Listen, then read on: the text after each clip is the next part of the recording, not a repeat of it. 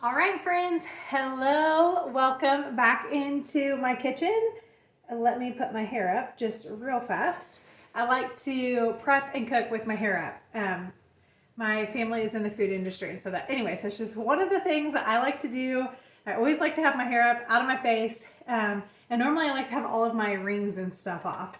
So, anyways, let's go ahead and get started. Today, we are going to be making something brand new that I've never done before, okay? We are going to be sous vide making this pork loin, okay? So sous vide is S-O-U-S space V-I-D-E. So it looks like sous vide, but it's called sous vide, okay? And it just means a vacuum cooking, okay? So what I'm going to do here first is going to prepare this pork loin. I have about a 5-pound pork loin. It's like 4.87 or something. All I have done to this point is taken it out of the packaging. That's it, okay? So let me show you this guy. I have the fat still on him, okay? And I've got him on my cutting board with the grooves so that it catches all juices if I have any, okay?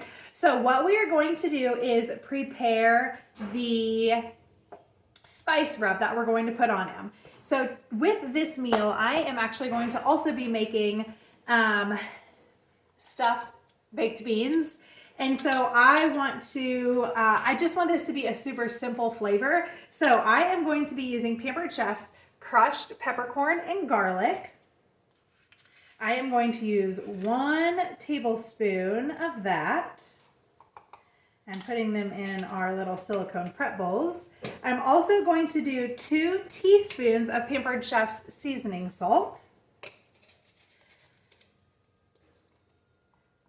Like I said, I just want a super natural flavor and a little tip here. If you were not going to, and I want 1 tablespoon of our Himalayan pink sea salt, okay?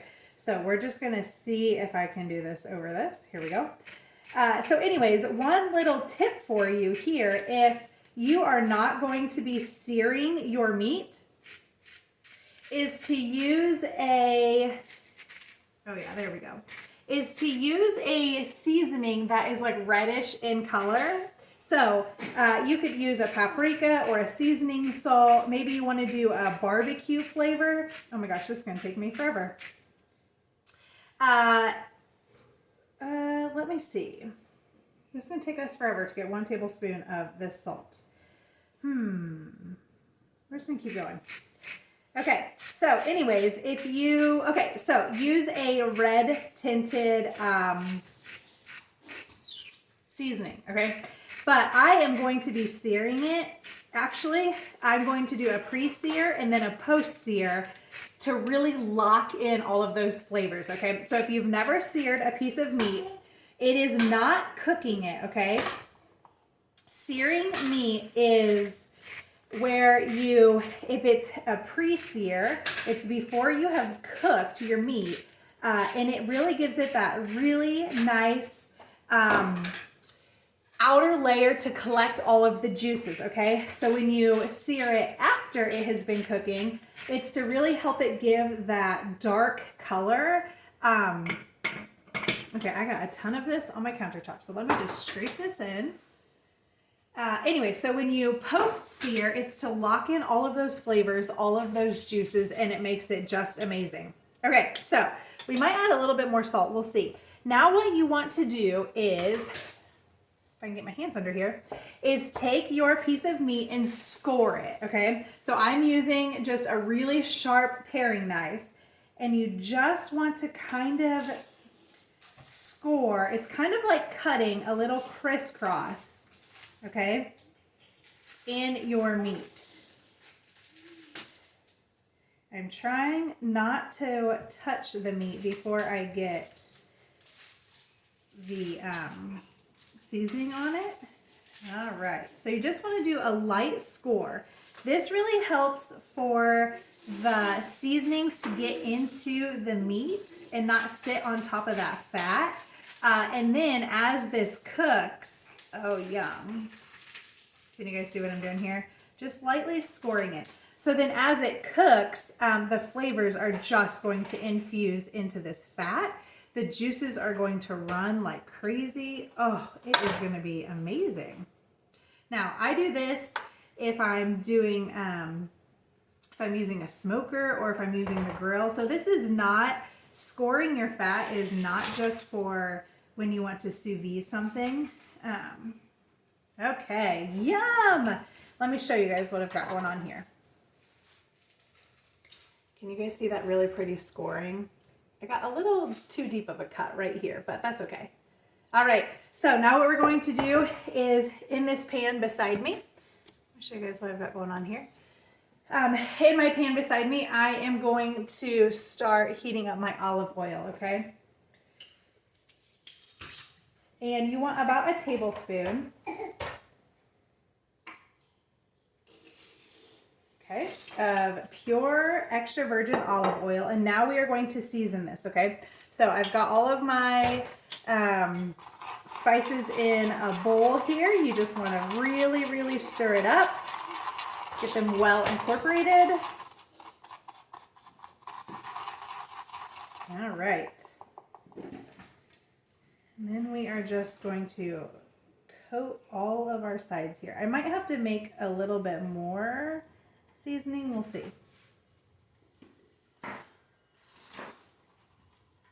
Okay, now you really want to massage your seasonings into your meats, okay? Like I said, I have done nothing special to this meat other than take it out of the fridge and take it out of the package, okay? So once you get that side done, we're gonna flip him over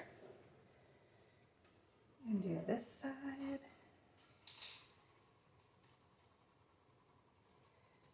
Oh, it smells super yummy. It smells just like it should smell, like pepper and salt. Okay,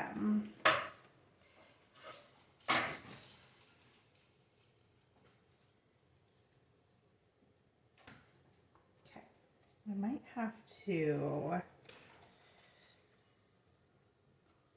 Now what I'm going to do is just take his ends and just dab him in all of this seasoning that we lost. Can you guys see how that is just picking it up? Yum. Yum, yum, yum. This is going to be so good.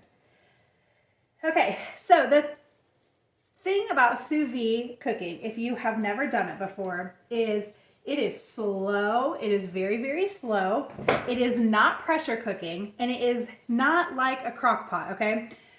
So with sous vide cooking, what it does is your meat or eggs or whatever it is that you're cooking goes into a vacuum sealed bag into water, and it is brought under the same temperature for a long period of time, or however long you tell it to do it, okay? So this is going to cook at 100, and it's going to cook at about 144 degrees for 5 hours, okay? So that is the trick with sous vide cooking. It is going to take a little bit of time, but say you want to do chicken. If you had 4 chicken breasts, about 4 pounds of chicken, it only takes about 2 hours, okay? So if you're going to do something longer, you want to plan for that. The other part about sous vide cooking is it's a great prep tool, okay? So you could do all of your meats on the weekends, and then they're already cooked for the week. All you have to do is grab them out of your fridge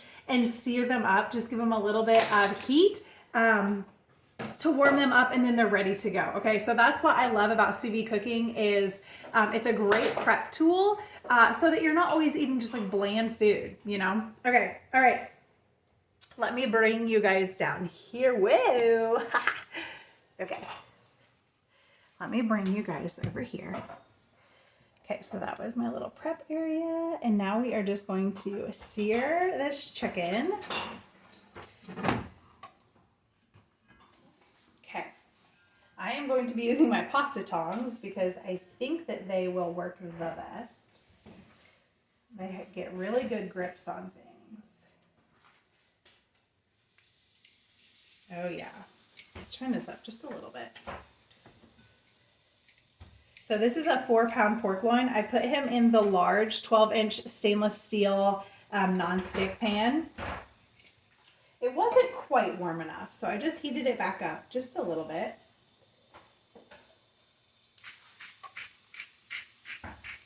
I'm going to add just a little bit more salt to him.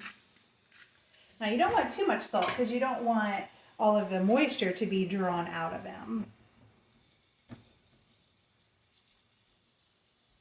Okay, now you want to do about 2 minutes per side, so that's what we're going to do. Just collect all my dirties. Oh yeah, can you guys hear that?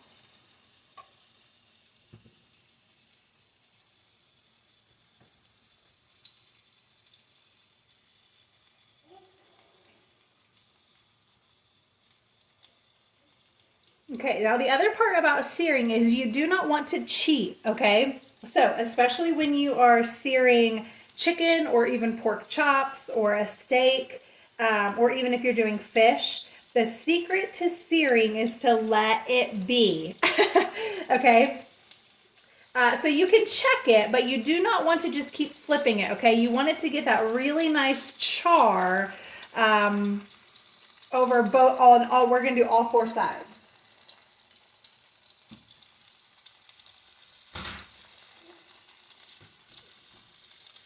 Oh, I don't know why I put this on here.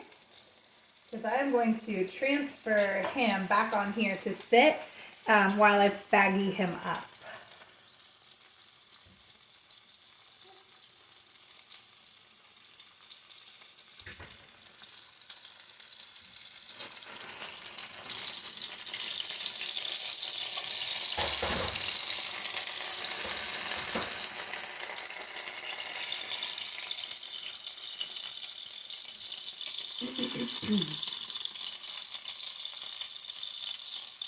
All right, let's do a flippy here.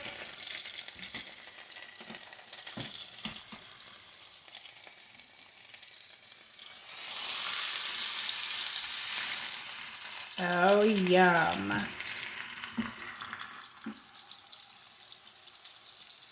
Okay, so can you guys see what it's doing? It's making like a crust, which is perfect. That's exactly what you want.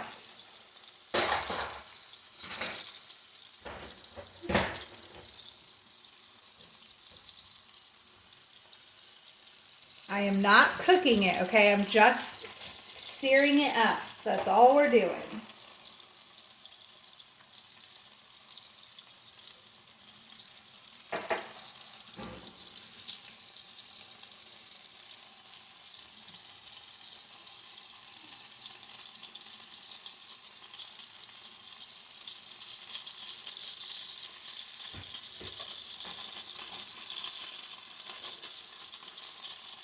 I just turned the stove top just down a little bit because, again, I don't want to cook it. I just want to get that nice sear on top. Now, you see me keep rotating my pan. That's because our stove is not level. We have tried so many times to get it level, and so this is the best we could do. It's still not perfect, but it's good enough.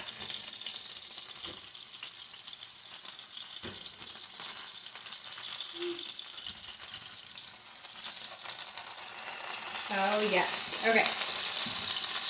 Let's get the ends.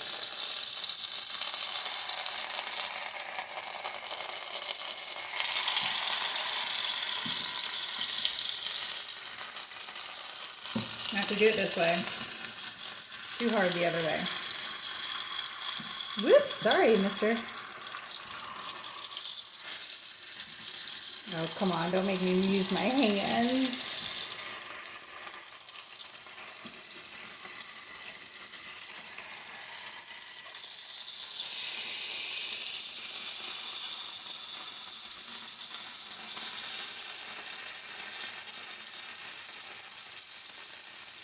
Look how perfect that is, you guys. Perfect.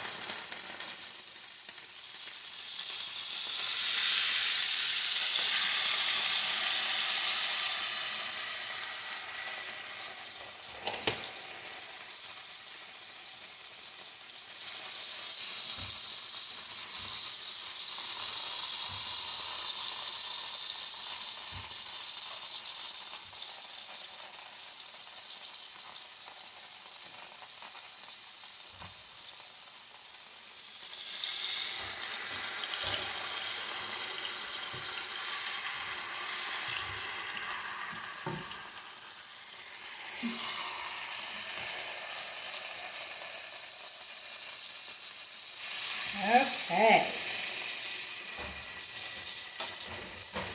Just shut my stove off. I've got a perfect sear all the way around on all 6 sides. I did the ends, I did both sides, and now I'm doing the other sides.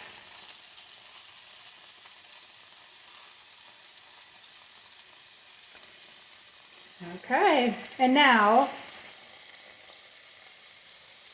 what I'm gonna do is whoop. So really that just locked in all of those juices, all of the flavors.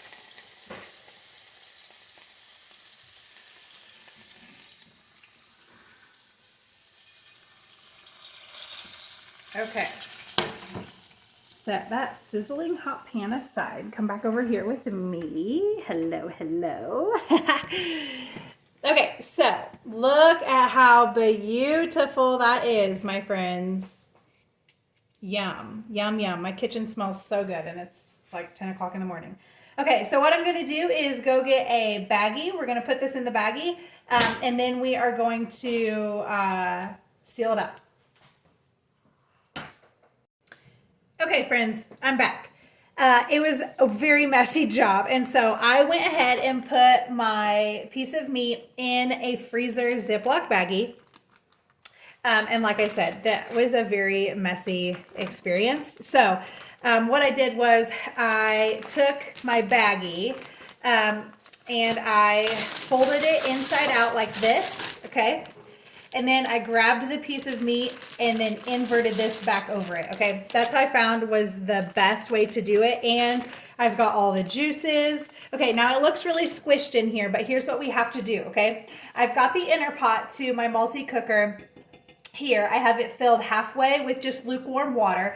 And what we're gonna do is immerse this into the water so that all of the air is removed, okay? Now, what I could do is, I could sit this here on the counter and try to squeeze out all the air that I possibly could, but it's just not going to be as good as if I put this into water. Okay, now watch this. Just going to drop it into the water, and the water is going to remove all of that air. It's going to bring it up. Yep, perfect. Wish you guys could see what's going on inside here. The other thing that I'm doing is I'm testing to make sure that this piece of meat, this corner needs air released, is going to fit inside of my inner pot, and your seal has to stay above the water line. Okay, perfect. So now you just seal up your baggie. Perfect. Now I'll show you what I've got here. Oh, I forgot to bring a towel. Let me grab this towel here. Okay. So check that out, guys. Okay. There is no air in here. So now what I want to do is, look at how suction tight that is. All right, look at that. Yum. Okay, so let me bring you back around here. Okay, so what I am going to do is I'm going to let that sit. I am going to put my inner pot of water into my multi-cooker. I'm going to set it to the sous vide setting up to 144 degrees for 2 hours. And then it's going to beep at me, tell me to add. We're going to add our food in, and we're going to be good to go. In 5 hours, we'll see what it looks like, okay? Come along with me. I'll take you over to my multi-cooker, and we will get this going. All right. So we're going to turn the cooker on with your switch back here. We're going to turn the knob till sous vide is black as it is. Push the knob. We're going to do 145. Push the knob again up to 5 hours. We're going to add the lid.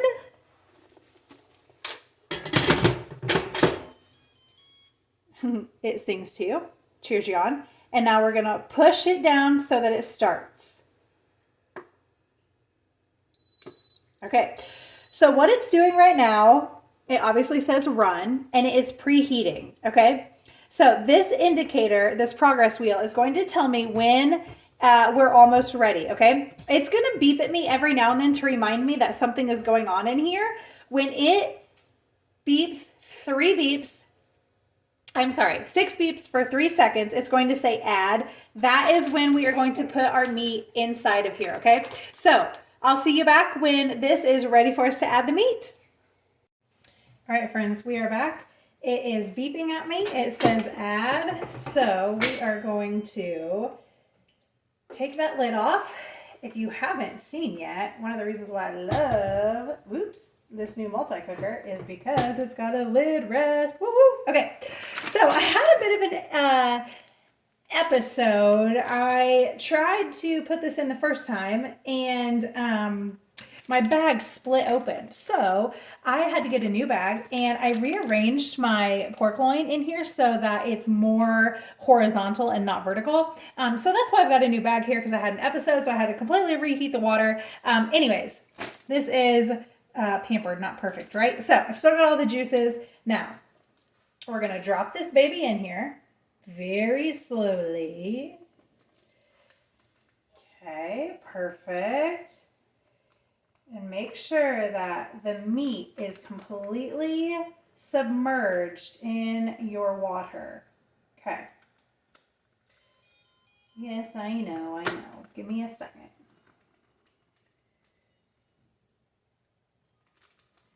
All right. Beautiful.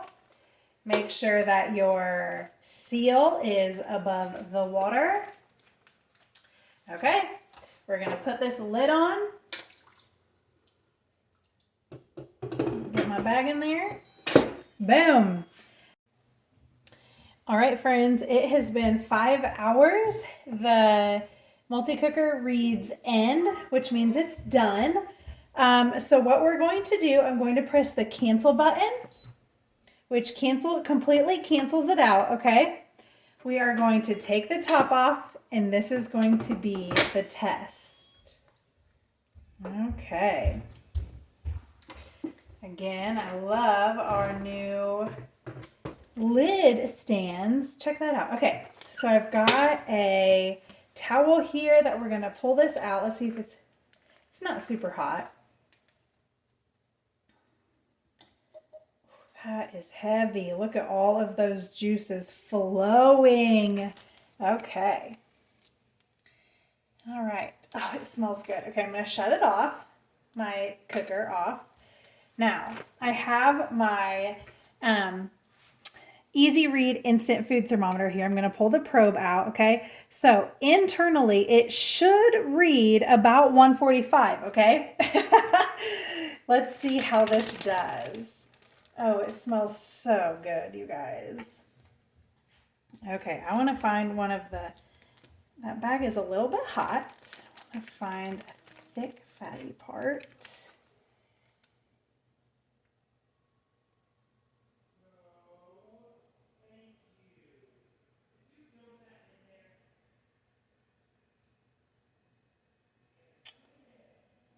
All right, friends, it is reading 143 here. Oh, 144. Do you guys see that? That's exactly what we told it to do. Oh my goodness, you guys. I am so impressed. Okay, let's check this other side. Wow, that is amazing. Wow. What is the magic behind that, you guys? How did it, okay. Literally, it is at, you guys, 144, 145. That's exactly what I told it to cook to. I am so amazed right now. Okay, so what I'm going to do is get this off. I'm going to get this out of the baggie. I'm going to get the pan back out. We're going to sear it on all sides, let it rest for 10 minutes, and then we're going to cut into it. So give me a second to get everything hooked back up. Okay, so as I was getting everything set back up to sear this guy, our friend showed up. So what I did in the pan there beside it, as you can see, I just reheated it up really hot on medium high, added a little bit of avocado oil, or you could use ghee or butter, and I seared him on all of his sides, even the ends and the sides. And then he's been resting here on this cutting board so beautifully.